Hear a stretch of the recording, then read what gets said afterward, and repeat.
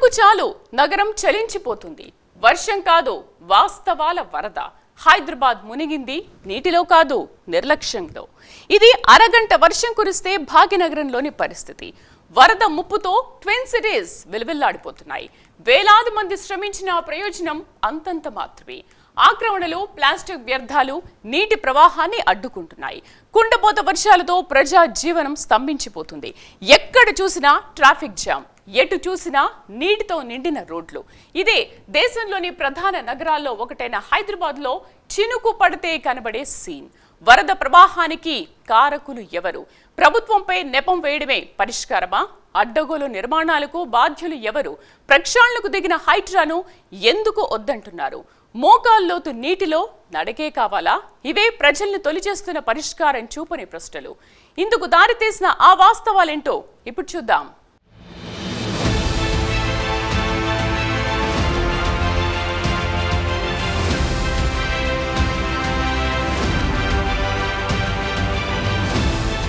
కొద్ది రోజులుగా కురుస్తున్న వర్షాలతో హైదరాబాద్ నగరం చిగురుటాకులా వణికిపోయింది. ఎటు చూసినా వరద నీటితో సిటీ అతలాకుతలంగా మారిపోయింది.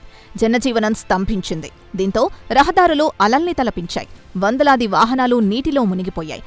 సిటీ వాసులు వారి వారి గమ్యస్థానాలకు చేరుకునేందుకు గంటల సమయం వెచ్చించాల్సిన పరిస్థితి ఏర్పడింది. చాలా చోట్ల విద్యుత్ సరఫరాకు తీవ్ర అంతరాయం ఏర్పడింది. జీహెచ్ఎంసీ సిబ్బంది వర్షపు నీటిని దారి మళ్లించేందుకు పడిన కష్టాలు వర్ణనాతీతం. పోలీసులు సైతం వర్షాన్ని లెక్క చేయకుండా ప్రజాసేవకు అత్యంత ప్రాధాన్యతనిచ్చారు.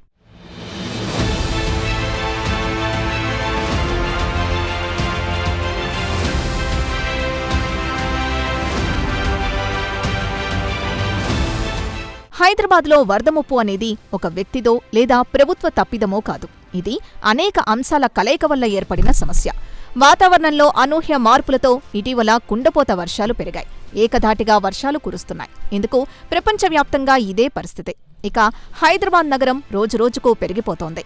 నగర విస్తరణకు అనుగుణంగా వరద కాలువల విస్తరణ జరగలేదు. ప్రస్తుతమున్న డ్రైన్లో 8 సెంటీమీటర్ల వర్షాన్ని మాత్రమే తట్టుకోగలవు. అంతకు మించి వర్షం వస్తే ముంపు తప్పదు.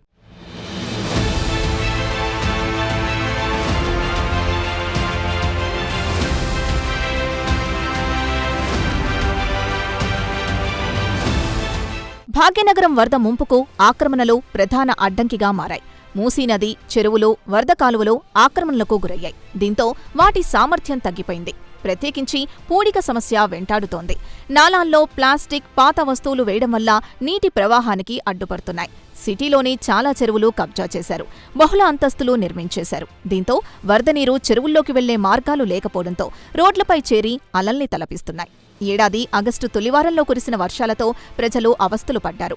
ప్రభుత్వ యంత్రాంగం అప్రమత్తంగా ఉన్నప్పటికీ వరద నీటిని కట్టడి చేయడం మాత్రం సాహసంగానే మారింది.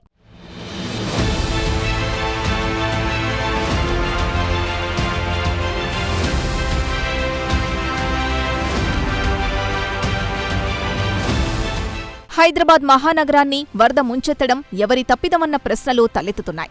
ప్రత్యేక తెలంగాణలో 2 టర్ముల పాటు బీఆర్ఎస్ అధికారంలో ఉంది. నాలాల అభివృద్ధి చేపట్టినా పూర్తిస్థాయిలో అమలు కాలేదు. ప్రస్తుత ప్రభుత్వం ఆక్రమణల తొలగింపు, చెరువుల పునరుద్ధరణ పనులు ప్రారంభించింది. కానీ న్యాయస్థానాల్లో కేసులు, రాజకీయాలతో ప్రజల జీవితాలతో ఆటలాడుకుంటున్నారు. కొన్ని సందర్భాల్లో న్యాయస్థానాలు కూడా ప్రత్యామ్నాయ మార్గాల్ని చూపించలేని పరిస్థితులు ఎదురవుతున్నాయి. పరిష్కారాలపై కాంగ్రెస్ ప్రభుత్వానికి అవగాహనున్నప్పటికీ చట్టంలోని లొసుగులు ఇబ్బందులు పెడుతున్నాయి. వరదల కట్టడనేది ప్రభుత్వం చేతుల్లోనే ఉందనుకుంటే భ్రమే అవుతుంది. వరదల నివారణలో ప్రజల భాగస్వామ్యం తప్పనిసరిగా గుర్తించాలి. నాలాల్లో వ్యర్థాలు వేయకుండా ఉండాలి. ఇంటి ప్రాంగణంలో ఇంకుడు గుంతలు ఏర్పాటు చేసుకోవాలి. మరోవైపు యంత్రాంగం నాలాల విస్తరణను చేపడుతూ ఆక్రమణల ఏరివేతను వేగవంతం చేయాలి. చెరువుల పునరుద్ధరణ, వరద మళ్లింపు వ్యూహాలు కూడా కీలకం.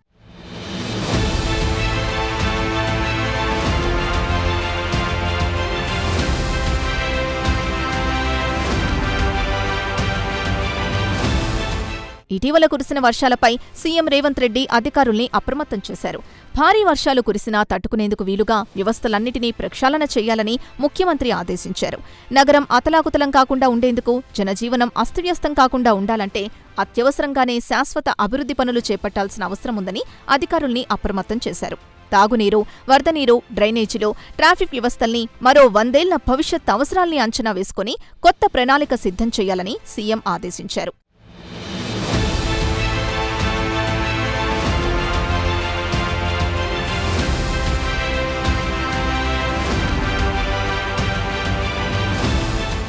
వాస్తవానికి హైదరాబాదులో వరద నిర్వహణకు మూసీ పునరుజ్జీవనమే ప్రత్యామ్నాయమని చెప్పాలి. చెరువులు, కుంటలు, నాలాలు, ఎస్టీపీల ద్వారా మూసీకి అనుసంధానం చెయ్యాలి. ఔటర్ రింగ్ రోడ్డు లోపల ఉన్న కోర్ అర్బన్ రీజియన్లోని వరద నీరు అన్ని వైపుల నుంచి మూసీకి చేరేలా ప్లాన్ చేస్తేనే సమస్యకు పరిష్కారంగా ప్రభుత్వం నిర్ణయించింది. నీటి ప్రవాహానికి వీలుగా డ్రైనేజీల నిర్వహణ, వర్షాల ఇబ్బందుల్ని అధిగమించేందుకు పటిష్ట చర్యలపై కూడా ప్రభుత్వం ఫోకస్ పెట్టింది. ఆగస్టు 7న భాగ్యనగరంలో అత్యధికంగా 15 సెంటీమీటర్ల వర్షం కురిసింది. దీంతో ట్రాఫిక్ స్తంభించడంతో పాటు లోతట్టు ప్రాంతాల్లో వరద నీటితో ముంపు పరిస్థితులు ఏర్పడ్డాయి.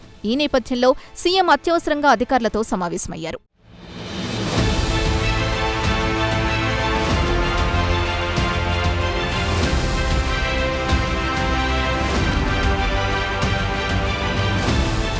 వర్షాలు, వరదల సమయంలో ట్రాఫిక్ సమస్య తీవ్రంగా మారింది. దీనికి కూడా శాశ్వత పరిష్కారం చూడకపోతే భవిష్యత్తులో రవాణా వ్యవస్థ అగమ్యగోచరంగా మారుతోంది. చార్మినార్, సాలార్జంగ్ మ్యూజియం, హైకోర్టు, ఉస్మానియా ఆసుపత్రి ప్రాంతాల్లో బహుళ అంతస్తుల పార్కింగ్ జోన్లు ఏర్పాటు దిశగా ప్రభుత్వం ఆలోచిస్తోంది. 2050 నాటికి అవసరాల్ని దృష్టిలో ఉంచుకొని ప్రభుత్వం మహా ప్రణాళిక రూపొందిస్తోంది. ఇందులో వరద మళ్లింపు కీలక అంశంగా ఉంది.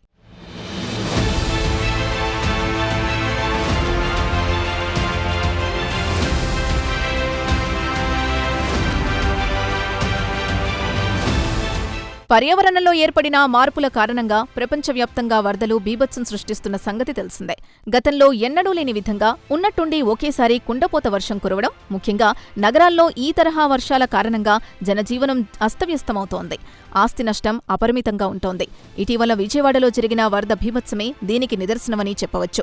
హైదరాబాద్ కూడా 2020వ సంవత్సరంలో ఇలానే వరదలతో వణికిపోయింది. రాబోయే రోజుల్లో ఇలాంటి పరిస్థితులు మరింతగా ఉండే అవకాశం ఉందని నిపుణులు అంచనా వేస్తున్నారు.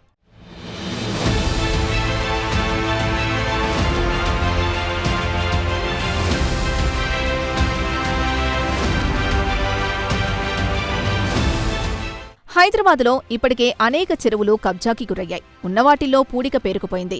చెరువుల్లోకి కలిసే నాలాలు పూడిపోయాయి. అందుకే చెరువుల ప్రస్తుత సామర్థ్యం, వాటి పునరుద్ధరణకు తీసుకోవాల్సిన చర్యలపైన అధ్యయనం చేస్తున్నారు. చెరువులకు చేరిన నీరు మూసీలో కలిసేలా వ్యూహరచన చేస్తున్నారు. మూసీ సుందరీకరణ పథకానికి ఇది ఊతమిస్తుందని అధికార వర్గాలతో తెలుస్తోంది.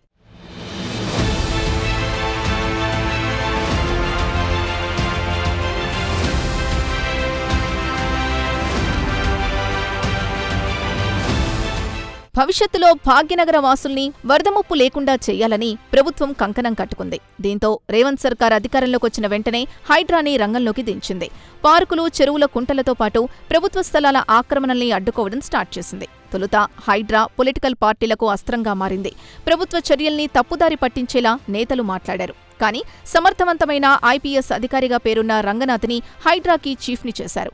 ఆక్రమణల్ని గుర్తిస్తే చాలు, ఎంతటి వారినైనా డోంట్ కేర్ అన్నట్టుగా కఠినంగా వ్యవహరించారు. ఒక దశలో అధికార పార్టీకి చెందిన నేతల ఆస్తులపై కూడా హైడ్రా కొరడా చులిపించింది. హైదరాబాదులో అడ్డగోలు నిర్మాణాలకు బాధ్యులెవరు అనే ప్రశ్నకు అనేక స్థాయిల్లో జరిగింది.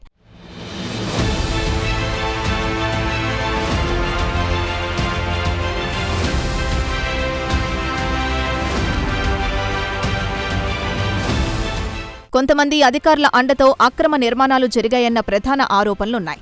అనుమతులు లేకుండా నిర్మాణాల్ని చేపట్టారు. స్థానికుల ఫిర్యాదులపై చర్యలు తీసుకోవడంలో నిర్లక్ష్యం వెనుక ముడుపులు తీసుకుని అక్రమ నిర్మాణాల్ని ప్రోత్సహించడమే అందుకు కారణం.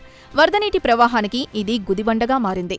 నిబంధనలకు అతిక్రమించిన నిర్మాణాల్ని అడ్డుకోవడంలో విఫలం చెందడం, కోర్టుల్లో కేసులు నానడం వంటి ఘటనలు కూడా కుండపోత వర్షాల సమయంలో బయటపడుతున్నాయి.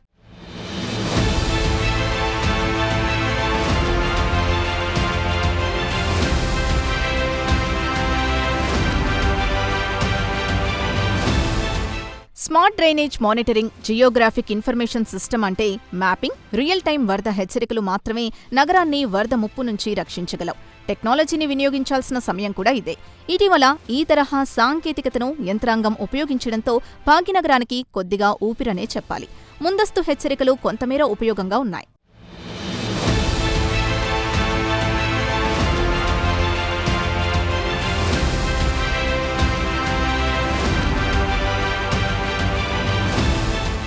చినుకు చాలు నగరం చలించిపోతుంది.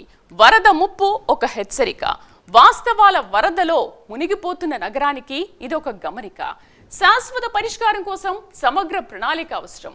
మూసీ పునరుజ్జీవం, నాలాల విస్తరణ, చెరువుల పునరుద్ధరణ, ట్రాఫిక్ మేనేజ్మెంట్ ఇవి మాత్రమే వరద ముప్పు నుంచి రక్షించగలవు. ప్రకృతి మారుతోంది, మనము మారుదాం.